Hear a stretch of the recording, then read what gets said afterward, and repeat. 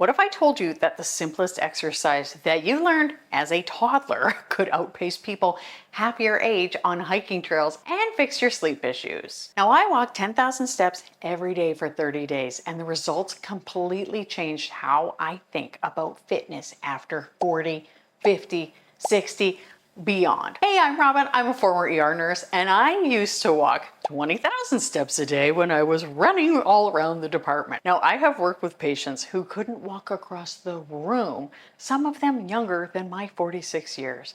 And I have seen firsthand what happens when we stop moving.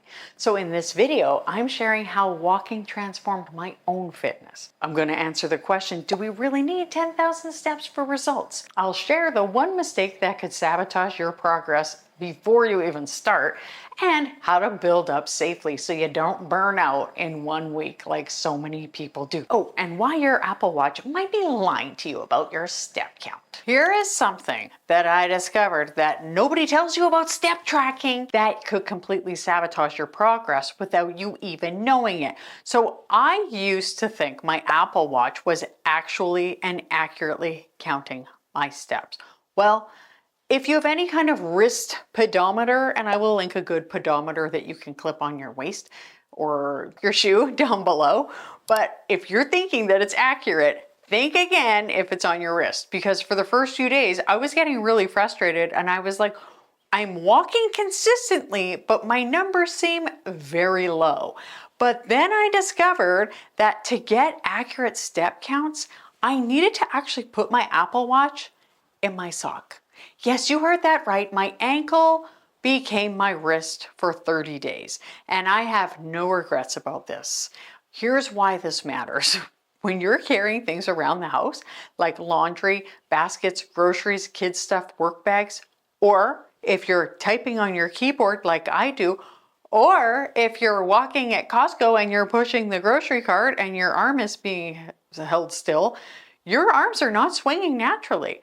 So you know those days where you're carrying too much stuff and you look like a pack mule? Your watch thinks you're standing still. It's being a big old jerk. It's not tracking things. Or even there are times where I'd be in the garden and I'd be carrying things. Mowing, pushing. Nope, it was thinking I wasn't doing anything. So it was very annoying, but my wrist was not pulling the weight. My legs were getting the full workout. Here is what I do now. I put my watch in my sock. So is actually getting the steps. And I mean, I know people have done it in their pocket. I think for me, I'm worried that it doesn't move enough. My legs are really short. Maybe that's why. This is especially important for women, maybe our age, who are managing households or just really busy taking care of family members. We're moving constantly, but it's not the arm swinging that fitness trackers are designed to detect. So we're gonna go ahead, pop that in our pocket. Okay, so walking. How do we do it? It's just like 1 foot in front of the other. Easy. But where do we do it? I love to walk outside. I love the trails behind my house. I love walking paths nearby, downtown seawall, Vancouver seawall, any old seawall. I love it. But where I live, it rains almost constantly. So either I was going to look like a frizzy drowned rat, because curly hair, no friend of mine, or I had to figure out an indoor option. So a lot of people, they're mall walkers. They go to the mall and they walk and walk and walk, which I actually don't like the mall. So I'm happy to go to Costco. But other than that, I need some other options. Now, we do have a treadmill in the basement, but I don't want to be hanging out in the basement. I want something a little more better, something I can do in the house. So I could use a walking pad. Now, I liked my old one. I will link it below. But I wanted one that was a little bit more compact. So I have one in my office that it folds up, and it is a game changer. It has a remote. It has an app, and it actually feels really good on my feet. And I will even sometimes walk on it just in my socks. It almost feels like a mini massage. Now, you do want to be careful anytime you are starting something new, whether you're walking on the treadmill, whether you're walking on a walking pad. Excuse me, it's not dinner time yet. My goodness. So I do like this new one. I will link this walking pad below. I will link my other one. I love this one though because it folds and you can put it away. Here's the mistake that I see a lot of people make when they are starting walking challenges or new workout routines at all. And it's the same mistake that lands people in the ER with overuse injuries. A lot of people, they try to jump straight into 10,000 steps a day. They're motivated, they're excited, they want results fast. I get it. But when you decide to make a change, you want to go in, right? Now, as a retired nurse, I can tell you in the ER, I saw a ton of people coming in injured, burned out, or both. And tragically, when you do this, you'll often end up quitting and then you feel like a failure when really it's just the approach that failed you. So it's kind of like trying to run like a full marathon when you have not jogged around the block in years. Your enthusiasm writes checks your body just cannot cash because it's just out of practice. That doesn't mean you can't get in practice.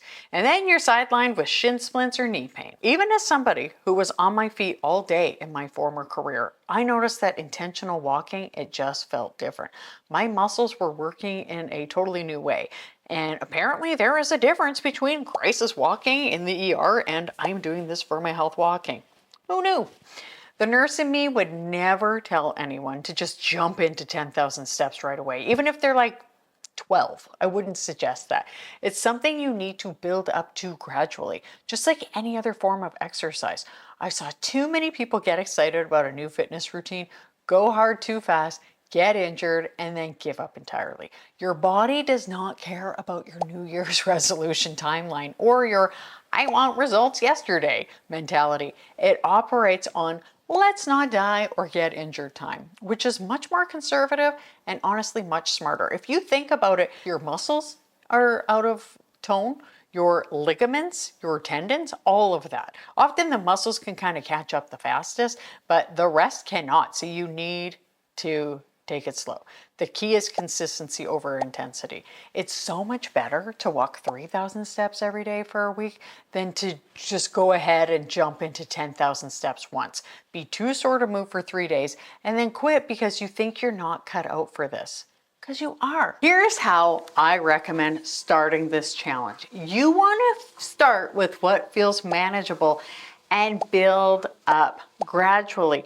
Break it up significantly. Walk for a bit, rest, walk for a bit, rest.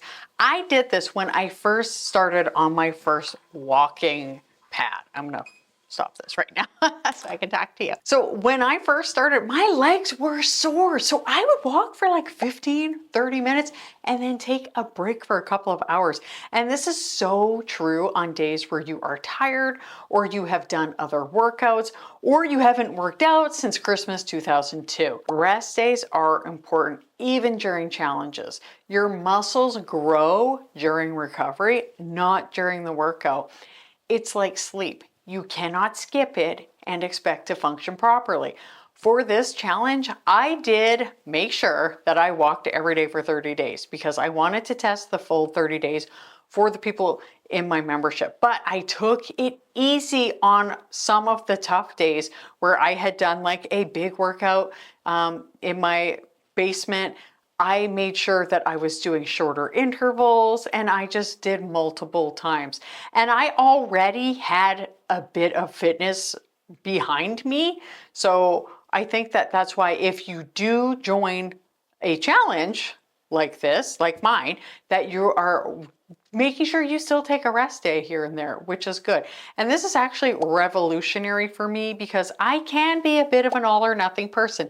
And I know a lot of you are too. So that's why I'm saying like be firm and count those rest days. Because if you're like me, either I'm crushing my goals or I'm failing completely and then quitting. Learning to listen to my body and adjust accordingly is huge. And it is the exact kind of sustainable approach that we focus on in the Mighty Circle instead of those crazy all or nothing challenges that burn you out. The beauty of walking is you can adjust intensity easily based on how you're feeling. If you're feeling energetic, you can walk faster. You can add some hills. You can go for longer. If you're feeling tired, you can slow it down. You can walk on flat surfaces, or you can break it into smaller chunks. Your body will tell you what it needs if you actually listen to it. I found that walking while working was so effective. I would set my laptop right here on my desk, which raises up above my walking pad, and I would just walk at a comfortable pace, really slow quite often, usually the slowest. Sometimes I would speed it up, and I would do that while I was answering emails, doing admin tasks, working on our membership, talking to people in the membership. Sometimes I get so into a work project that I would forget I was walking. This literally happened so many times. I would so often be like 12,000 days, 13,000 days. My legs were getting a workout while my brain was solving problems, and multitasking at its finest. And what's funny is some days I was feeling so good, I would maybe have a workout and then I would end up walking on the walking pad. One day I hit over 17,000 and I was just like, oh my goodness, like my body just built that stamina and it's absolutely incredible. And I was not this strong before when it came to walking. But I do want to remind you, there is not a prize for overachieving on steps, but it showed me how sustainable this approach could be when I was not forcing it. Here's what I was not expecting. Walking actually transformed my perimenopause symptoms in ways that surprised even me as a former healthcare professional. Now, I am right in the middle of perimenopause, and like many women my age, I struggle with sleep. You know the fun combo of night sweats, racing thoughts at 3 a.m., and being exhausted all day? That was my life. Walking actually helped with my sleep so much. I started falling asleep faster, staying asleep longer, and waking up feeling more rested. But the mood benefits were even more dramatic because I went from being a grumpy, sleep-deprived woman who was trying so hard not to snap at everyone all the time to somebody who actually had patience for daily life. There's actual medical science behind this too. But before I go on, there is just something so cool about moving your body that makes everything feel more manageable. And the thing is, when you have more energy and better mood, suddenly tackling that cluttered closet and taking care of your house does not feel impossible anymore. You're not just surviving your day, you're actually able to make progress on the things that matter. And as a nurse, I understand the science behind this. Exercise is so good for us. It helps regulate hormones. It improves circulation. It reduces stress hormones like cortisol and increases endorphins. But knowing the science and actually experiencing the benefits are two completely different things. But the real surprise came when I went hiking with a group and I found myself outpacing people younger than me. I think it was because of all of the walking, I really do, which built not only leg strength, but also cardiovascular, as in heart, pulmonary, lungs strength that I didn't even realize I was developing. We were on this hiking trail with decent elevation changes. It was pretty steep. I want to say this, but maybe not. I found myself at the front of the group, feeling like I could keep going for hours. Others were stopping for breaks. You know that feeling when you are so surprised with yourself and your body and what it can do? That was me bookieing on up that hiking trail. People were huffing and puffing behind me, complaining and being out of breath, and I actually felt strong and energized. I'm not used to being that person. I'm used to being those other people. So I kept looking back and thinking, are we going too fast? I don't understand. But then I realized I just actually was feeling really good and my body could keep up, could go beyond. It was like being in a weird dream, nothing I had experienced. I am not a sportsy person. I am not sports. The leg strength improvement was noticeable in daily life too. Stairs, easier, like noticeably easier. Carrying groceries, not a struggle anymore. I used to dread having to carry laundry up from the basement, and suddenly it was just no big deal. I went from avoiding the stairs and making multiple trips to taking them 2 at a time just because I could. My knees were actually happy about it. Even when my diet wasn't perfect, and let's be honest, there are days when I did have leftover Easter chocolate for breakfast, walking helped me to continue to slim down. This is huge for busy women who do not have time to meal prep and count macros and obsess every other bite. We've actually done that in the Mighty Circle. We were focusing, and we do still, on protein and understanding macros. So I know how important nutrition is. I'm just saying it's reassuring to know that regular movement helps with these things. It helps with insulin sensitivity, which means your body processes food more efficiently even when you're not eating perfectly. It's like having metabolic insurance policy. I will take it. Here's what I want you to understand as someone who has worked with people not only in the ER, but in infectious disease, wound care. The connection between how we feel physically and how we show up in our lives is everything. When you're exhausted, overwhelmed, and your body feels like it's working against you, absolutely everything feels harder. Your home feels more chaotic. Simple tasks feel overwhelming. You end up in survival mode where you're just trying to make it through the day. But when you have energy, real, sustainable energy, suddenly you can tackle that pile of papers on the counter. You can finally deal with the closet that has been driving you crazy. You can make decisions about what stays and what goes instead of just moving piles around. You can create routines, keeps your house clean and yourself healthy. Finally, taking care of yourself, it's not just about fitness. It's about giving yourself the physical and mental energy to create the life you actually want instead of just surviving the one that you have. The best part is you don't need to become a fitness fanatic or completely overhaul your life. You just need to start moving more consistently in a way that works for you. Inside, outside, I don't care. Do you really need 10,000 steps? Guess what? A lot of newer studies suggest that actually 6,000 to 8,000 daily steps is where major health benefits really start showing up consistently, especially for middle-aged and older adults. One of the most cited studies in JAMA found that adults who walked at least 7,000 steps per day had roughly a 50 to 70% lower risk of premature death compared with people walking fewer than 7,000 steps a day. And don't panic because it's never too late to start. Now, 7,000 steps a day was linked to a 47% lower all-cause mortality, meaning anything that people died of, 47% less. 25% lower cardiovascular disease risk, lower dementia and depression risk as well, which is so important to me.